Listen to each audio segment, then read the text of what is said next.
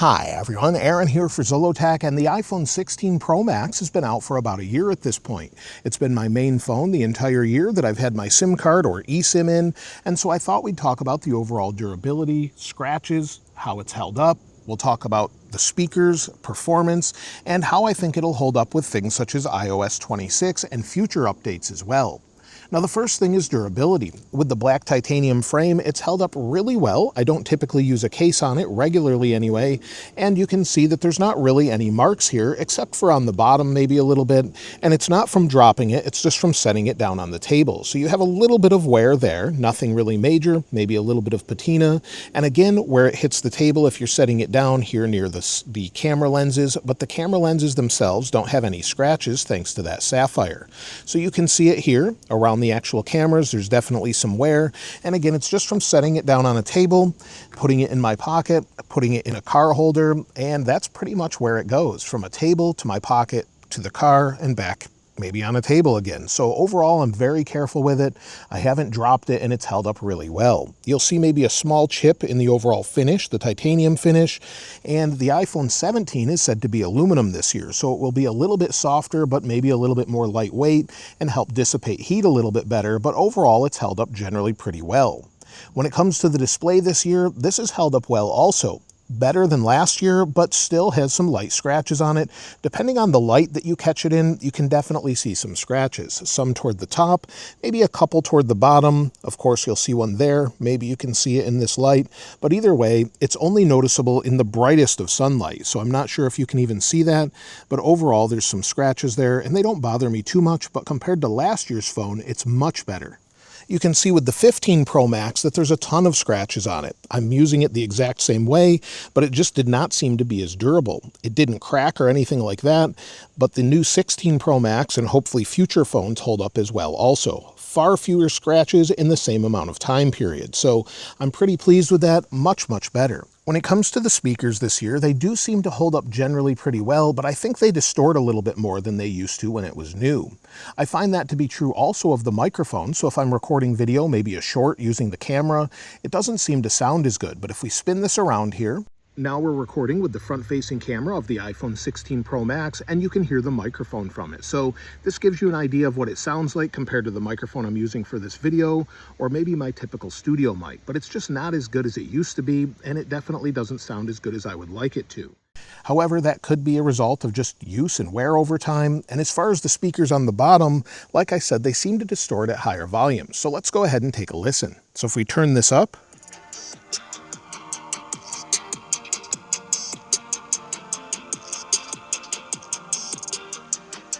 you'll see it's at the full volume right now. It sounds okay, but it's just, again, not as clear as it used to be, and I've definitely heard better, and there's some louder speakers out there now as well. But overall, I think it's good for a year old, just not as much as it was when it was new. As far as overall speed, well, it's generally pretty good. Throughout the year, it's felt fast, but I do typically run betas, so it seems like it might slow down a little bit more than maybe your typical user. But things like ProMotion are generally fast, but we have had some bad updates where it slows down for no reason and is closer to 60 Hz or 80 Hz. But generally now with iOS 26 and later betas, it seems fairly fast. I have seen slowdowns on older phones, but with iOS 26 in this version, it seems to be performing quite well. Going into things such as the music app, of course we're waiting for the internet here to load, going into the camera like I did earlier, going back out. Generally, overall, things are fast, but occasionally there's some hiccups, and it's still not as fast as I would like. And that translates into heat sometimes too. When the processor's working really hard, the phone generally gets pretty hot. Not as hot as the iPhone 15 Pro Max, but it definitely heats up with general use. And while I'm not too concerned about that, I think this year's phone with the iPhone 17 Pro Max hopefully will finally resolve those issues with maybe better cooling. But overall, it seems to perform well, and it holds up well as far as speed goes, and I think into the future it will as well, at least for a few years with things such as Apple Intelligence and maybe the new Siri updates next year. When it comes to battery health, after using it for a year, it's definitely doing better than last year's phone with the iPhone 15 Pro Max. I'm at 94% capacity with 317 cycles. It seems to drop around 99% at around 250 cycles for most users. There's exceptions to that, but I typically just leave it on optimized charging, and all of these betas definitely drain it down a little more as they seem to be a little bit more battery hungry, and of course you're going to cycle the battery more while you're using those. But overall, with Beta 9 that I'm currently on, I got almost 4 hours of screen active time, or 3 hours and 59 minutes of screen active time, 5 hours of screen idle time, and use 96% of the battery. It's an improvement from previous betas, but definitely nowhere near what many people are getting on the public version of iOS 18.6.2, around 10 hours. So I should get quite a few more, and for example, this is using shortcuts. I am using a beta. There's no reason it should be using shortcuts as I don't really use that, but it's using 15% of the battery. So very odd things here and there. Hopefully it'll improve over time. Now, when it comes to the overall display, the display has been great for me, except for in hot environments when it's at its full brightness. You'll see we're currently at full brightness, and right now it's staying nice and bright, but the phone isn't too hot because the ambient temperature isn't bad at all. We're currently at about, well, 80 degrees Fahrenheit, so it's not terribly warm outside. I'm in a shaded area and it's holding up well. But with a case on it, it gets too hot and then pulls down the overall brightness, making it much more difficult to use. So this is something I would definitely like to see improved with the 17 Pro Max, and hopefully we'll see that very soon. As far as PWM, well, this phone doesn't really bother me at all. I think it would only bother those that are the most sensitive to overall PWM or the way it controls brightness by flickering the display faster and slower. So for me, it really doesn't bother me at all with the 16 Pro Max or the past couple generations, but if any of those bothered you, the 16 Pro Max will as well. So again, hopefully with the 17 Pro Max, they'll pay more attention to that, like OnePlus does, have a higher mode for that. I would rather sacrifice a little bit of battery and have less eye strain, especially for those super sensitive to PWM, than have to deal with it overall. So that would be great to see. Again, we don't know if they're going to release that, and by the time you're watching this video, maybe they've already updated it. When it comes to the cameras, I think overall they're very good. I've used them to record many videos that are on this channel and have no issue whatsoever when I'm using them in bright light. It's only in low light where they become a bit of a problem, but generally in video modes, they hold up really well, whether that's HDR, 4K 60, I can record all day. Even in hot environments, it seems to hold up well. The microphone is the only thing that's lacking a little bit, but I'll typically use an external microphone for that. So the overall footage is great. Of course, not as good as something such as a mirrorless camera, but very usable, especially in bright light. If you have studio lighting, most people wouldn't be able to tell the difference on YouTube other than maybe some depth of field. Of course, we have that 5x optical zoom. I don't really use that too much. I would like to see them smooth it out. The jump between the 1x and 5x, that would be great to be able to use that in video, but it just jumps too much for most people. But again, overall, it's very good and very usable for photos, video, and photos seem to be improved in iOS 26. I'm hearing that from a lot of people, that Apple has changed the algorithm or maybe the processing afterward, where it just looks more true to life. It has really nice brights and deep blacks, and things look good overall. So I'm glad to see that, and hopefully they'll continue to improve it as iOS 26 continues.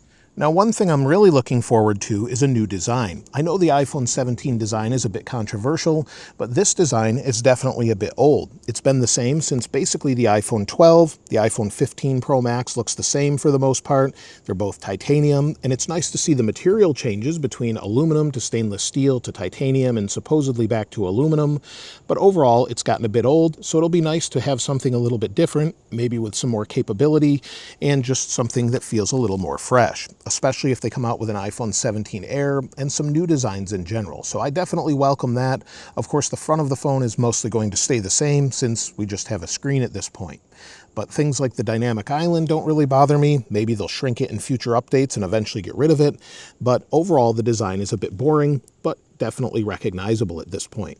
Now, as far as overall connectivity, it's been a bit of a hit or miss this year. Sometimes I have great signal, like right now we're at 5G. Let's go into speed test here and check it out. I had great signal not too long ago here, but you'll see we're at 2 bars of 5G. Let's see what we get. Depending on where I'm at in this area, I can get 1,000 down by about 20 up. But where I'm at right now is going to be a little bit slower as I'm deeper in the woods, and you can see this here at about 25 megabits per second down. So still usable, of course, for regular tasks, but not as good as you would get if you were in a clear area.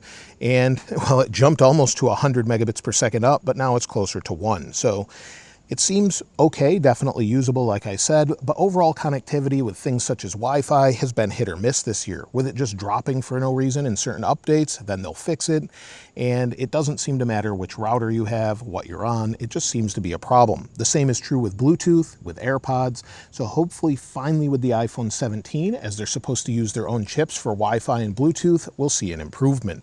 And then of course with Apple's C1 modem we saw an improvement. Hopefully with their C2 modem that's said to come in next year's phone, we'll see an additional improvement. But either way, it's a little bit hit or miss. Sometimes I'll carry other phones with me when I'm traveling because I'll just lose signal on the iPhone, and I find that things such as maybe an S25 Ultra provide me with reliable signal. So I'm not sure what the problem is there, as they typically use similar modems. So it's a bit odd there. Now, as far as future software updates, well, given that this came out just last year, I would expect at least 5 to 7 years of software updates, bringing us to iOS 31 at this point. Well, if they're going by years, we could have 2031 with iOS 31, and maybe we'll see that on this device. Apple Intelligence will continue to get support, but given that the new phones are supposed to have 12 gigs of RAM and this only has 8 gigs of RAM, I imagine at some point Apple Intelligence features will sort of not be available on this phone. So we'll have to wait and see what they do with that, but that's sort of what I'm expecting. Software support, security support, new features, but Apple Intelligence features may not be on this phone in the far future. So we'll have to wait and see what they do with that. So if you're wondering if you should still buy an iPhone 16 Pro Max, I would wait at this point to see what Apple does next week with the iPhone 17, 17 Air, 17 Pro, and 17 Pro Max. See what that has, what features it has to offer, and then judge it then, as the price on these will come down typically. Usually carriers will offer them at a reduced rate, maybe free sometimes with different plans. So definitely wait at least a week if you're watching this before it releases. If you're watching it after, well, we don't really know. Hopefully it's a big enough of an upgrade with the iPhone 17 Pro Max that you'll want to go with that, but maybe not as big of an upgrade that you'll want to switch from a 16 Pro Max and upgrade this year. In a couple years, we're said to get a 20th anniversary iPhone and maybe a folding phone next year as well. So if you're looking forward to something like that, you may want to wait. Other than that, though, what do you think about the current iPhone 16 Pro Max, the current iPhone lineup, and what would you like to see from future iPhones? I'd love to hear from you in the comments below. I'll leave this wallpaper in the description like I normally do, so you can check it out yourself. And if you haven't subscribed already, please subscribe. And if you enjoyed the video, please give it a like. As always, thanks for watching. This is Aaron. I'll see you next time.